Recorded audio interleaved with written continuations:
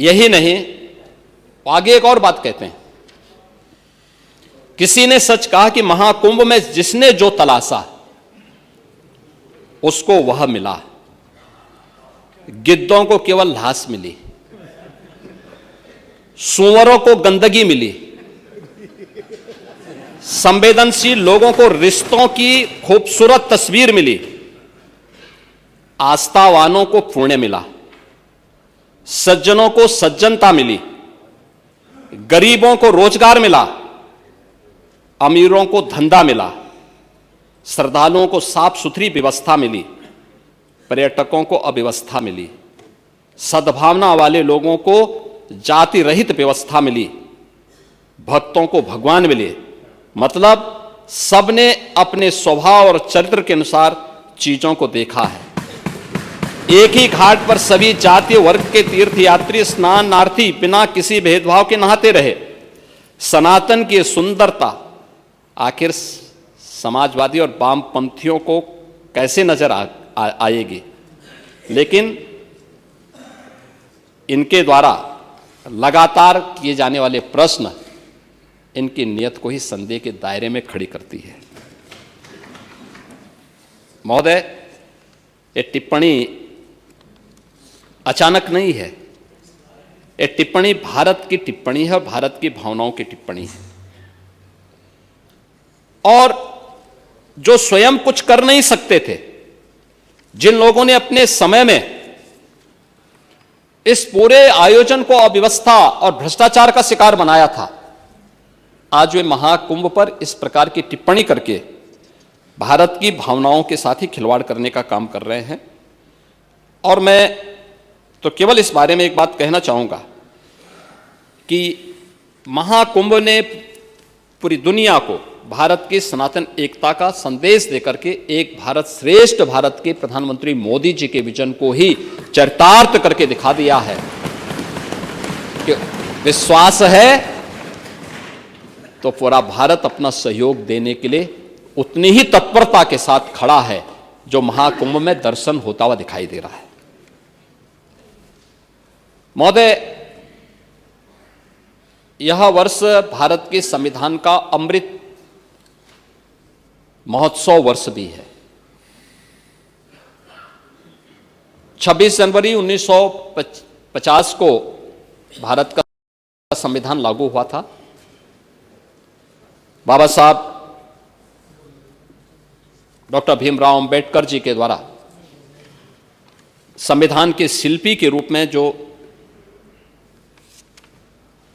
कार्य किया गया था, वह संविधान के 75 वर्ष पूर्ण होने के अवसर पर भारत के सभी संविधान निर्माताओं के प्रति एक विनम्र श्रद्धांजलि का क्षण भी है और विशेष रूप से बाबा साहब डॉक्टर भीमराव अंबेडकर जी के प्रति श्रद्धा व्यक्त करने का भी एक महत्वपूर्ण अवसर है। आप समाजवादी कब से बाबा साहब भीमराव अंबेडकर को सम्मान देने लग गए? आप लोगों ने तो बाबा साहब भीमराव अंबेडकर के नाम पर बने हुए कन्नौज मेडिकल कॉलेज का नाम ही बदल दिया था। तब याद नहीं आई बाबा साहब की? याद करिए 2012 में जब समाजवादी पार्टी की सरकार बनी थी, तब समाजवादी पार्टी के तत्कालीन मुखिया ने कहा था कि अंबेडकर जी के नाम पर और अन्य सामाजिक न्याय के महापुरुषों के नाम पर जो भी स्मारक बने हैं, इनको तोड़ करके मैरिज हॉल बना देंगे। क्या यह सच नहीं है?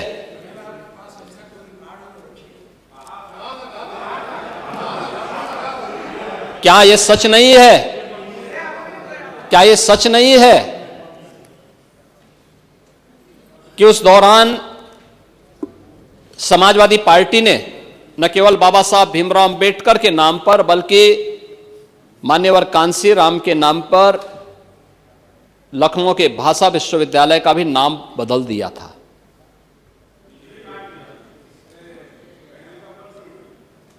और खैर, गेस्ट हाउस की दुर्भाग्यपूर्ण घटना के बारे में तो चर्चा ही क्या करनी है। महिलाओं के प्रति आप लोगों का नजरिया क्या है? महापुरुषों के प्रति आप लोगों का नजरिया क्या है? ये किसी से छुपा हुआ है? अब देखिए, जिसको दुनिया ने देखा है,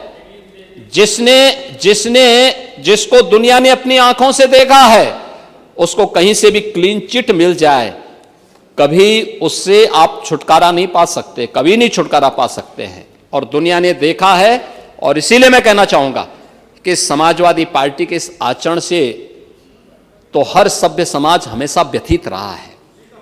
आप किस बात की बात करते हैं? और बाबा साहब भीमराव अंबेडकर से जुड़े हुए पंच तीर्थों का निर्माण यह भारतीय जनता पार्टी की सरकार में प्रधानमंत्री मोदी जी के द्वारा ही किया गया। लखनऊ में बाबा साहब भीमराव अंबेडकर के नाम पर एक इंटरनेशनल सांस्कृतिक केंद्र का निर्माण भी यह डबल इंजन की भारतीय जनता पार्टी की सरकार ही लखनऊ में कर रही है। 26 नवंबर की तिथि को संविधान दिवस के रूप में, बाबा साहब भीमराव अंबेडकर के प्रति श्रद्धा व्यक्त करने के दिवस के रूप में यह भारतीय जनता पार्टी ही कर रही है। संत रविदास जी की परंपरा के प्रति सम्मान का भाव व्यक्त करने के लिए काशी के क्षीर गोवर्धन को सुंदरीकरण करने की योजना का काम भी यह डबल इंजन की भारतीय जनता पार्टी की सरकार ने किया है।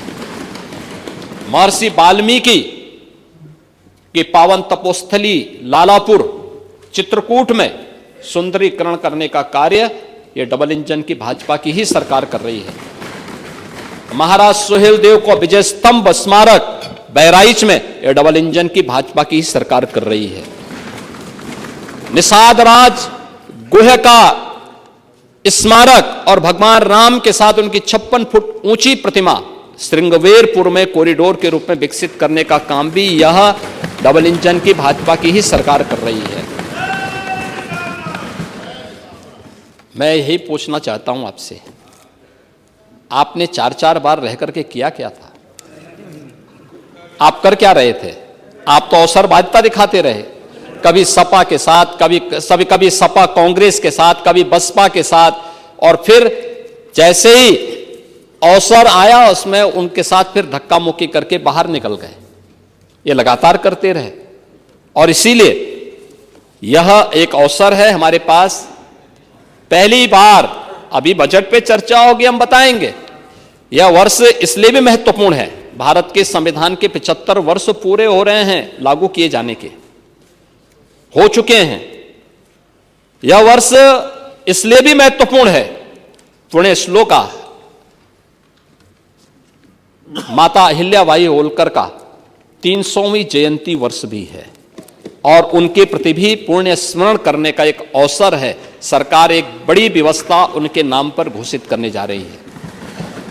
संत कबीर के नाम पर भी हमारी सरकार एक योजना लेकर के आई है, संत रविदास के नाम पर भी लेकर के आई है, और बाबा साहब भीमराव अंबेडकर के बारे में तो मैंने आपको बताया ही बताया। सरदार पटेल के नाम पर भी हमारी सरकार करने जा रही है।